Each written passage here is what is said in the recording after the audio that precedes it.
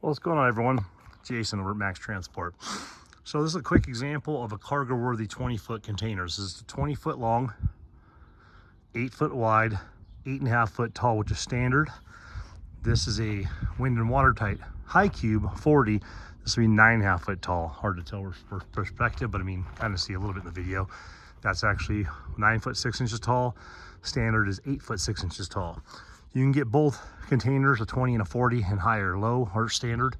You just don't find, you find a lot more abundant supply of high cubes in all conditions with 40s, where in the 20s you're gonna find, when you want a wind and watertight or a cargo worthy, typically what you're gonna find as far as available to purchase and available to find at these depots or outfits like me that buy, sell, and deliver these, you're gonna find used in the standard 8 foot 6 inches tall in a wind and watertight. This one's a cargo worthy or a one trip. If you go to one trip, you almost always have the option to have the tall 20 footers. So you can get a 20 foot one trip that's 8.5 or 9.5 foot tall. But the used market's a little bit more scarce, so you don't typically find the high cubes, just for reference. So anyway, as a cargo worthy, you can see on this one, got a couple of bangs and bruises. Cargo worthy means that it's still deemed available to be shipped across the ocean. So you can still stack them. So that means these pillars are still in good shape. No major holes or damage, leaks, obviously. They're all wind and watertight, but sometimes you'll see older wind and watertights with damage on the pillars. I think at one point in time, if they get too much damage on there and they can't certify them, they can't stack them on the barges, on the big cargo ships.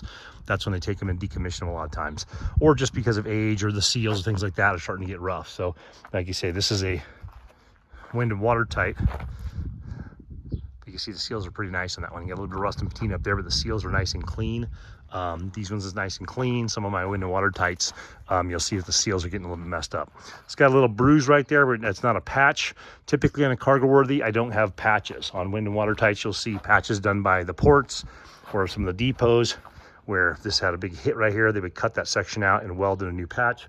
Even cargo worthy, so there's a small patch up here at one time right there. Someone patched that corner, so it probably got dented or something, or just, something ripped into it. These things get moved around a lot. And they fall off barges, they fall off of stacks. Whenever I go down to the ports, there's always a bunch of damaged ones out there, but they don't usually sell those off. They probably do for scrap metal, but typically they're gonna use those broken ones for pieces. They're gonna cut off the pillars. I've seen them put whole new corners on these things. So, I mean, they can resurrect, almost anything if they want to. But anyway, just kind of give you an example. This is a cargo worthy. Technically, it's a wind and watertight that's just been certified to still go across the ocean. So what that means is typically if it's certified as cargo worthy, you're getting a cleaner version of a 20 or 40 foot than is typical wind and watertight, because wind and watertight most likely is decommissioned by now or just staying on land. It's not going across the ocean for the most part. This, like I said, will have good pillars, will be stackable. I think they go like 12 or 18 high or something like that. Shit's pretty crazy. Another thing, food for thought on the 20s and 40s. So this is a 20 footer right here. And as you can see when I was panning around, behind it is a 40 footer. And like I already established, that's a high cube, and this is a standard. It's an optical illusion right here. That one's taller. But typically the 40 footers are used for dry goods, soft goods, toilet paper, clothing, things like that, dry goods. Typically and soft goods. Typically the 20 footers are used for heavier parts. They both have similar ratings in the base of these things. They use those as bridges in third world countries where you drive over rivers and stuff. But these will articulate less and twist less than the 40 foot being stretched that far. So you'll see heavier product in here. Forklift parts, auto parts, metal stuff, aerospace stuff, heavy duty stuff. So these will be usually in comparison. Typically a 20 footer, just by pure chance, will be a little bit more beat up in the same lifespan as a 40 footer. Obviously that's going to be, subject to how it's treated. I mean, the forklifts move them around, they bump them into stuff. They grab them with two big cleats, pick these things up and move them all over the place. They fall off of things, they get bumped into things. I've had them where I've approved a container, and then by the time I get on my trailer, someone's bumped in the rail. I've opened it, it's all fine. And I get to my house, my property, I can't even open the damn thing because someone will, see how this is hit. Someone will bump this on accident when they're moving it around, and shit can happen. So it is what it is. Typically you can used to be able to buy these all from different companies like Mighty out of Ohio. All the handles and the rails, the seals, excuse me. Nowadays you can go on Amazon and pretty much grab all that. So you can grab a whole seal kit, new arm kits, and you got to make sure you're getting arms for a 40-foot high cube or a 20-foot high cube or standard, and you got to look at where your handles are placed. Some of these you're going to have to cut down to size and do welding. Some of them are screw on, just depends on the style, but I've never been having to get into that, but they do make brand new hardware for that. So going over here, this is a wind and watertight. So actually, let's go back to cargo worthy. I'll open it up so let you see what it looks like inside. This one's pretty clean. This other one I'm going to show you examples kind of off because they paint all theirs when they're brand new. This one's been repainted all the time. I know what it looks like. Doors are still pretty stiff on this one. So, but yeah, no major chunks out of the seals around here. All the rubber seals are in good shape. Door's got a little bend up there, so I'm probably hit with a forklift or something coming in and out of it. But floors are still intact. This is a little dusty and crusty. Had a bunch of those things hanging like the big silica packets in here for just keeping goods in good shape. Ceiling's not all damaged, a little bit of gray camouflage going here, but it's solid, no major hits. Got a small dink back here, but like I said, this is still cargo worthy, still in good shape. People still fill this thing up, still send it across the ocean, so it's typically gonna be in a little bit better shape, like I said, than a wind and watertight. Floor's gonna be in shape. Got a little pucker here, a little pucker there, but I mean, roughly, I can bounce something down here, 200-pound guy, and there's nothing giving. There's no seams giving. There's been a patch at one time right here I can see. Probably a long time back because it's all kind of faded the same and dusted in. Typically you won't have that little patch there. It's gonna be panel, panel, panel, panel, half panel, typically. On the 40-foot, you're gonna see a metal area right there, I think for how they maybe lit them from the back end. Sometimes there's like a metal support in there, only on the back side of it. So these are all single doors. I mean, you have the door in the front, some have drive through, we have the door in the back. Typically the ones you see with the side doors everyone likes, that's for cars, forklift, things like that. They'll open the whole side door, they'll put a car in from the side, set it in there, car in there, forklift, machinery, close those side doors. Everyone likes those things, but man, they are expensive. You can't find too many of them in the used condition now, so it's hard to find a good deal. But once again, that's a 20-foot wind and watertight standard height, 8 foot 6 inches tall, 20-footer right there. So that's the most common purchased, cargo worthy right there. So that's one of the most common purchased, and then the most common would be this style, which would be a 20-foot wind and watertight. This is gonna have a little more patina. You can kind of see on the sides over here, a couple more dents. Got a little push in right here. Don't see any major patches on this one. This is a Mediterranean shipping company, MSC, and you'll notice all these ones they paint the interior. So I'm not a big fan of these, but there's like hundreds of thousands of these at the ports. You pretty much get these every time you go down there.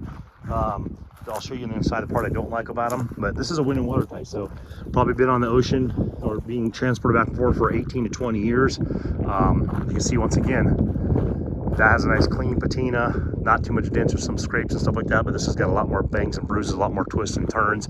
Still sits stable, no issues there. No major patches on this one, which is a good sign. When the ports do the patch, so they're in pretty good shape. What I do is when I get these up here, I scrape all the tape and all the extra stickers off. There's stickers all over these things, just stickers for packaging, and there's yellow ones and pink ones and things like that. You can tell by the way these cleats are done. Someone's redone these hinges at one time, maybe recently. The ports will clean them up, or the depots clean them up before they sell them. If it only needs a couple little things to make this thing, keep this thing wind and watertight or keep it usable, they'll put a little bit of time into them. If they're just completely thrashed, they're not going to resurrect them from brand new. So, or from thrasher back to brand new. So this is the thing I don't like about the Mediterranean shipping company ones. They're all painted burgundy like this. It has something to do with the company. When they're brand new, they don't come that way for whatever reason. So you can see it's like sprayed that way, but they all have this like burgundy paint. So it doesn't make a difference on the inside of the usability. It just makes it look smaller. So if you open a gray one or a white one, it looks big.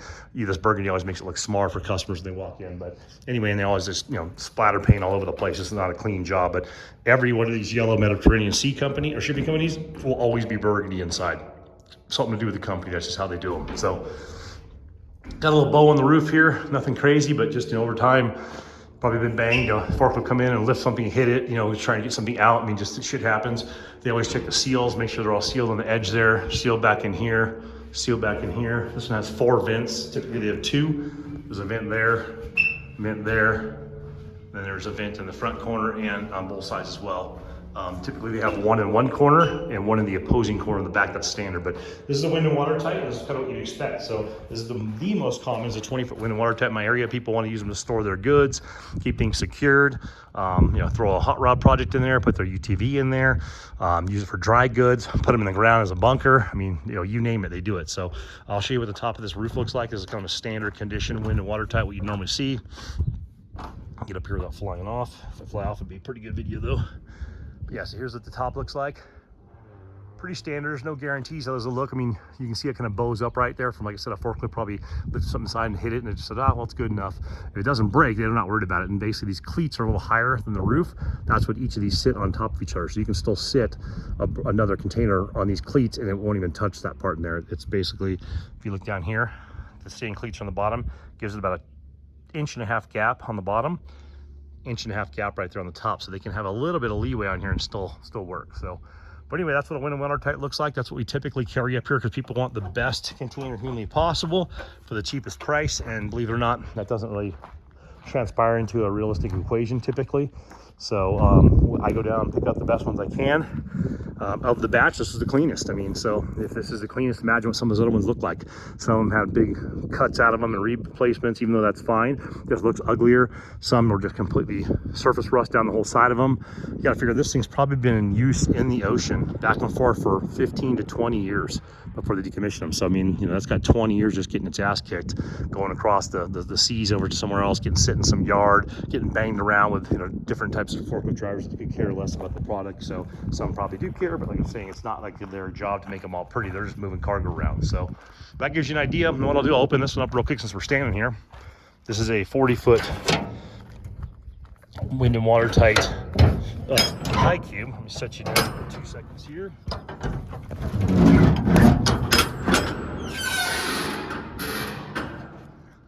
So you can just tell, I mean, look how much more massive that thing is. So typically for about a year straight, we almost only dealt in 40-foot high cube, that was the thing, and it kind of came back around economically, or people are getting back in a second. We're getting back into saving some money and picking up 20 footers again. But this is probably our next best sell, is a wind and watertight high cube 40-foot. And it's just a, you know, look at that. Compared to that, it's just like a whole new world. So if you want to build a house out of things, you want to store things out of here, I use 2 of these for my workshop. It's phenomenal. This floor is okay. Got a patch here at one time, got some scruffs here, some scruffs here, got a patch, got a patch, got a patch. I mean, none of that's a horrible thing as long as they're using, you know, marine grade 1 7/8 inch, I believe, plywood. Then like I said, at the end of these, this isn't water coming through. This probably stains from like a leaky forklift. People, oh my God, I got a water area, the one you got me. Typically it's gonna be from a forklift going in and out of these things, unloading and loading them, and they're probably leaking oil in here.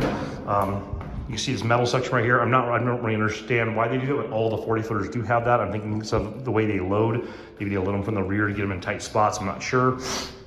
But yeah, this one's got a patch over here, which isn't totally untypical. Got your typical patina. That's just a forklift running into this thing. Boom, boom, boom, boom, boom, going down here.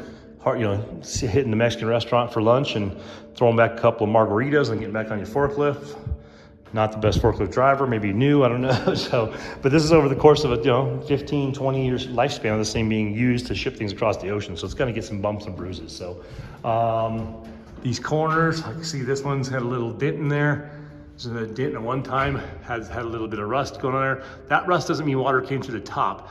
Think about this door being open, seeing have that dent right there, and then not painting it like 2-3 years ago, and letting the seawater just come in, the ocean breeze, I mean, come in while you're at the docks loading these things. It'll just slowly build up a nice rust spot there from condensation or from, you know, the ocean air coming in. So not all the rust spots are, you know, a sign a detective would run into to think there's a leak in there. A lot of times that's just from like the atmosphere, you know, the air on the outside, basically, you know, contaminating that thing and rusting it. Right here, you can see, I don't know if you can see from the angle here, it kind of bulges out. So no rocket science here. You literally take a sledgehammer and you smack that right there and right there, and it'll pull that part back in. That's what they do at the port. So you'll hear them just banging all day around before lunchtime, just having a sledgehammer Olympics going on out there. But yeah, so that's kind of gives you an idea. That's a 40-foot wind and watertight high cube, 9 foot 6 inches tall. They'll usually say right there, see, high container or high cube, they usually call them HCs. You see it on the side right there as well. I don't know if this one had the tag on it or not, I'll look, but said this one's, you know, it's got some patina and whatnot. This thing will outlast any of us. If I bought this today and put it on my property and built it out, I'd want to go ahead and probably sand all this stuff and rough it up and just squirt it with a little bit of primer. I mean, it probably won't rust through in our lifetime, this type of metal this is, but it doesn't hurt to do a little bit of maintenance on them. So we don't paint them, we leave them just how they are. I don't want people to get a false conception of what we're selling them, so I sell to them just like we get it. I'm thinking about coating some of these roofs though, just because it's such a hot climate out here. I've been considering grabbing some coating, some roof coating, and like the Geico product, or you know, some of the Henry's products, and just doing a roof coating on these things, because most people are using them for storage or a tiny house, and they do get pretty warm. So on my workshop, I have one of the Whirlybird fans about midway down on at the workshop I work on motorcycles in and whatnot, and it's a good 15 to 20 degrees cooler in that one than my one that's next to it that I just store in.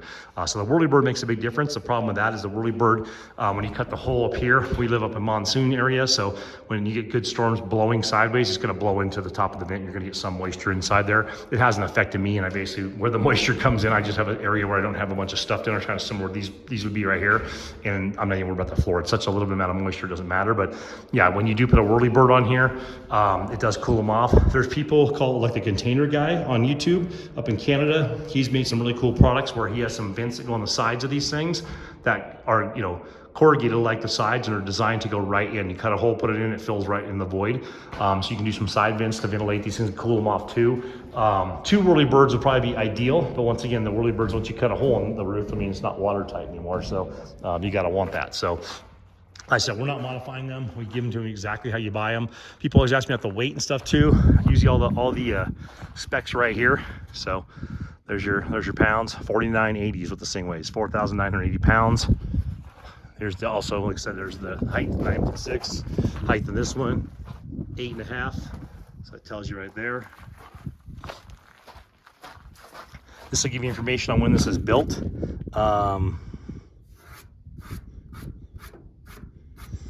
2023 on that one. That's not that old. It looks a little bit banged up for not that old, but I mean, it's a lot cleaner than most of the ones we get up here. Excuse me. Should be over here. Saying a lot today. So yeah, 8,530 pounds for this one. That's like I said, a 40-foot high cube. They're not all the same. So these ones are typically about the same weight, and they're a little bit over 5,000 pounds. I'm not really sure why.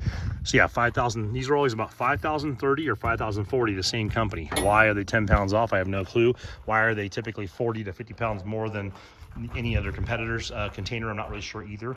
I don't know if they just, you know, change things, use different metals, you know, throughout the course of the year. I think the construction is pretty similar, but anyway, get you an idea what a wind and watertight looks like, a cargo worthy looks like, all pretty similar.